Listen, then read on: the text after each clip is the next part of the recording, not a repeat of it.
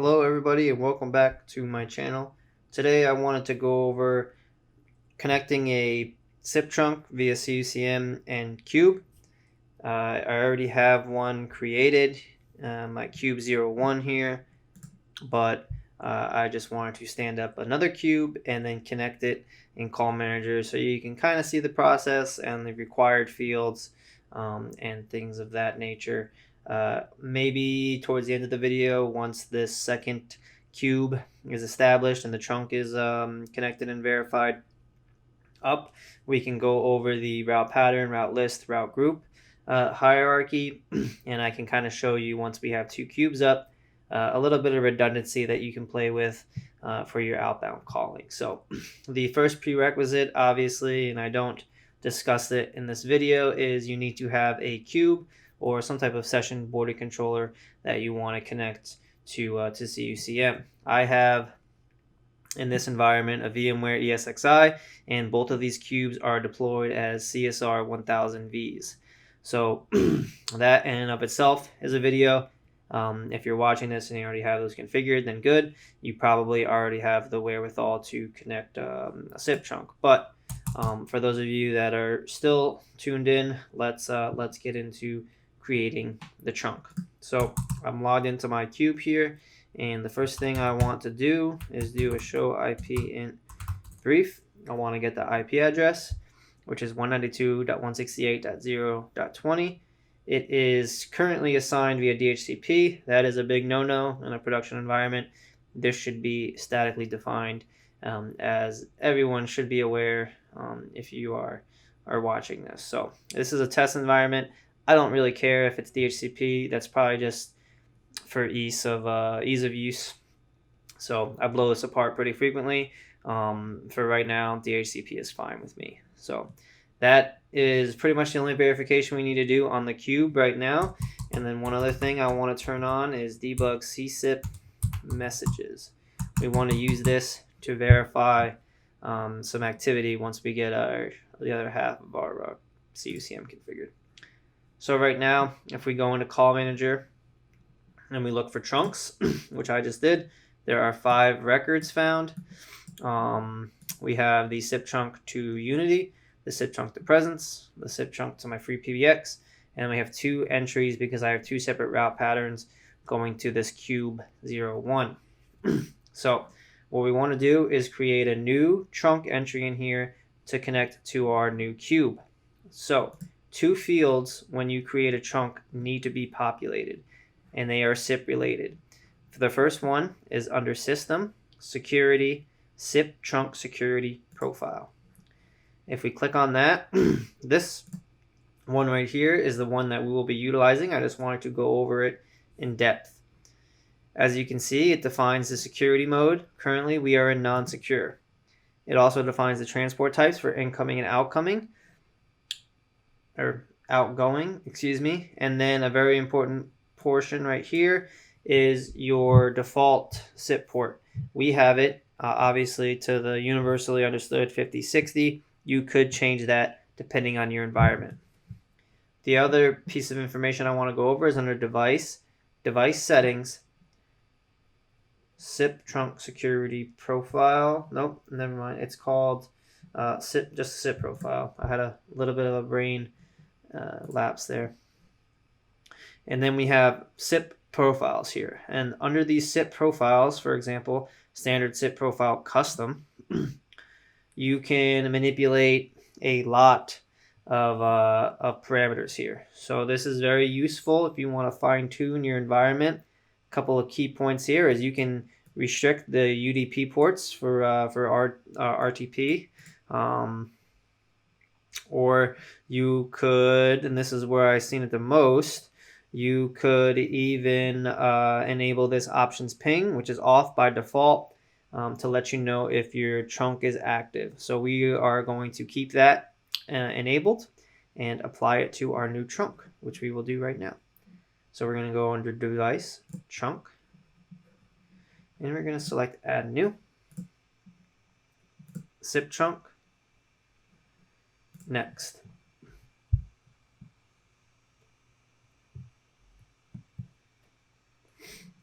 The device name, we are going to call it trunk cube 02. Sure, that sounds good. We're going to keep it to HQ. Call classification, we are going to say it's off net. This is going to be considered off net.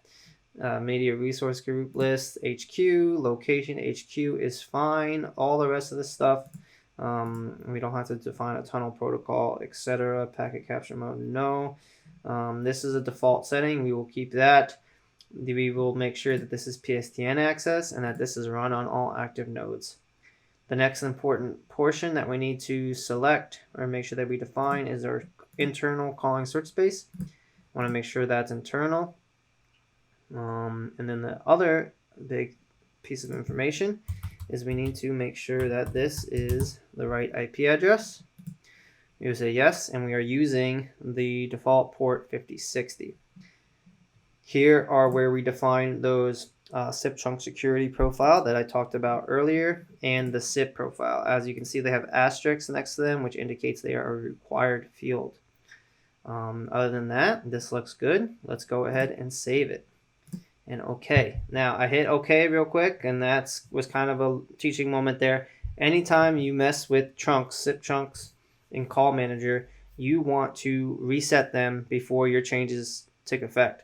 So if you're moving very rapidly in either your lab or in real life, and you're making changes to this cube or the SIP profile, etc., and you go to test again, you may not be making a valid test if you have not reset the trunk. So it's best practice and it's required essentially to always reset the trunk whenever you make a change. So to be sure, I'm just gonna reset it again and make sure I'm safe there. So we're gonna go back to the trunk. We are going to see that it is not in full service yet. It may take a couple minutes, so we are going to wait for that.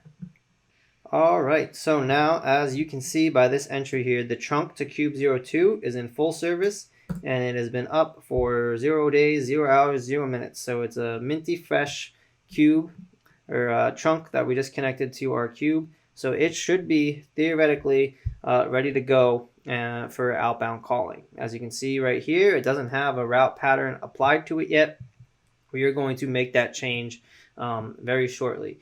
And what we are going to do here is create some redundancy. So we're going to create the scenario that a person is making an outbound call and it's transparent to them. They just dial how they normally dial. And when it gets to our call manager, it's going to have an option to choose either cube 01 or cube 02.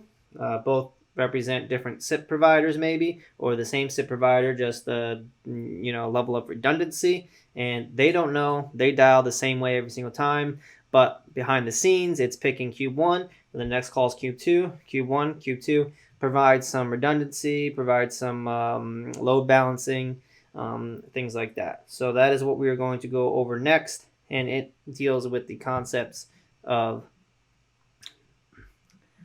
route patterns, route lists, route groups. So that is what we are going to dive into in a moment. Stay tuned. Okay, so the next thing I wanted to do was just walk through a sample scenario in which you make an outbound call and you have effectively 2 routers to choose from in that call. So to accomplish this, we are going to follow the Cisco recommended procedure of kind of creating your dial plan or your route patterns in a way that's hierarchical. So you have a route group, a route list, and a route pattern. So what we are going to do first, I'm going to show you, I guess, the basic scenario here. So if we go to my route plan report and I look for 4443. This is the number that we are going to represent as an outbound call. Normally you can't reach any numbers by just dialing 4443, but in my case, it is an internal number that my SIP provider has provided to simulate an outbound call. Essentially, it's like an echo test. So if we reach that echo test, that's a good indication without being charged that outbound PSTN dialing is working. So right now, my current configuration, I have 1 route pattern for 4443 in the internal route partition. It all works well and good. the thing I want to draw your attention to is right here where it says gateway/route list. Now right here is where you have the ability to specify whether you want to point this route pattern directly to a gateway, which we're calling it the trunk to cube 01, or you can point it to a route list, which we are going to do eventually in this scenario to create more redundancy and load balancing. So for right now, what I need to do is I can either point it to some dummy gateway or route list, which I'm going to do right now, and hit save. Okay. So right now we were effectively nullifying this, the effectiveness of this route pattern, because we pointed to something that's not going to be able to process this call, but that's all well and good. We're going to come back and change that in a moment. The first thing we need to do here is we need to go to route hunt, route group. We are going to create a new route group. We're going to call it route group 1. The distribution algorithm is going to be top down. And as you can see, this is a good teaching moment here. I do not have the ability to select cube 01, the chunk, because it is currently still in some route pattern defined as pointing directly to it. So let's go back and take a look and find out what's going on here. We'll go to route plan report. We'll clear this out. We'll hit find. And let's try and find where, let's see, it might be easier if I just search for a trunk. Okay, so right here, it's a member of this. So we are going to say, we're going to go in here, and we are going to change this to this as well, just because we want it to be available in our route group now. So now when I go to call routing, route hunt, route group, and I try to create a new one, I'm going to say route group 1, and I'm going to say top down. Actually, we're going to select circular. We're going to say we want to add this to the route group, and we want to add this to the route group, and the priority is going to be cube 1 and then cube 2. So this is the route group information that we have currently. We have both cubes, cube 01, cube 02. It is the distribution algorithm is circular, so theoretically it'll hit 1, hit 2, hit 1, hit 2. If it's circular and there's only 2 of them, that's the method or the manner in which it's going to route calls. So that is good to go. We will hit save. Now we can see we have our route group members in here, and we are good to go on that front. The next thing we need to do, and this is in order, we need to create a route list. We're going to call it route list 1. And we'll do this, and we'll say 4443. The Cisco Unified Communications Manager group, we can just say default, and we'll hit save. And now you can tell we have some more options once you hit save. And specifically, we want to hit the run on all active nodes, and we want to say that we want to add route group 1. And here you can do some digit manipulation. You can do some calling party transformations and called party transformations. For the sake of this video, that will not be discussed. We will just leave this as default and continue. Okay. So now we have route list 1, and we have within that route list we have this route group 1, which has cube 1 and cube 2 in it, and the distribution algorithm is circular. So we are looking pretty good so far. Hit save, and now as you can see, it is registered with our publisher. That is a good sign. The last thing I need to do that didn't save, unfortunately, is run on all active unified CM nodes, the same checkbox that was seen on the trunk itself. Okay, and I'll reset it just for good housekeeping measures. We are not done yet now. The final thing we need to do is create that route pattern. Or in our case, we need to go back into the route pattern and make a modification for it. If you are starting from scratch, obviously you will need to fill out all of these settings as it pertains to your environment. Earlier in this exercise, I just flip this to some bogus chunk just so I can go in and do what I need to do on the route group.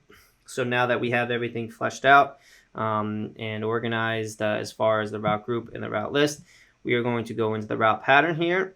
And for gateway route list, instead of being directly a device such as a cube or a chunk or a gateway, excuse me, we are going to select this route list 1. This and effectively is creating our load balancing or our redundancy instead of just pointing statically to a gateway.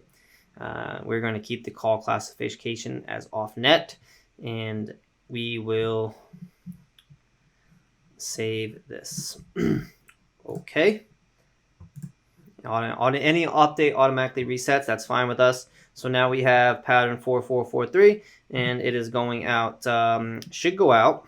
Let's see if I bring this up here. I'm going to log in to my cube real quick. It should go out this first cube. So that's what we're going to do. Let's make this call. You are about to enter an echo test. In this mode, everything you say will be repeated back to you just as soon as it is received. All right, show call to give you an audible sense of the active between you and the machine that is running the echo voice test application. compact. You may end the test by hanging up As you can or see, pressing this down is the key. call. We are on cube 1, and we get the echo test. All right. Okay, so that was the first call, and it routed out cube 1. Now we are going to say this is going to be our second call. And as you can see, it went out cube 2. Show call active voice compact. And this is the second call. So I'll end that real quick. Okay, so right there, you just seen this route group in action. The first call to 4443 went out cube 1. The second call to 443 went out cube 2. The user didn't have to do anything. It was completely transparent to them. It's just in the background. If you have this this route group, route list, route pattern kind of setup, it's very powerful. You can add, if you spin up a new cube, you can just throw the cube in that route group.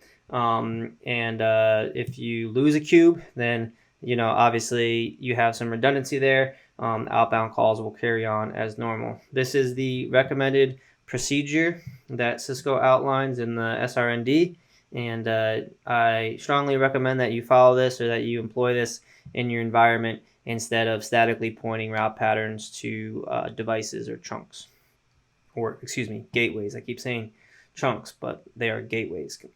So that was my little quick scenario here that I just wanted to walk through. I hope you guys learned something. Stay tuned for more videos for CUCM. Okay, thanks. Bye.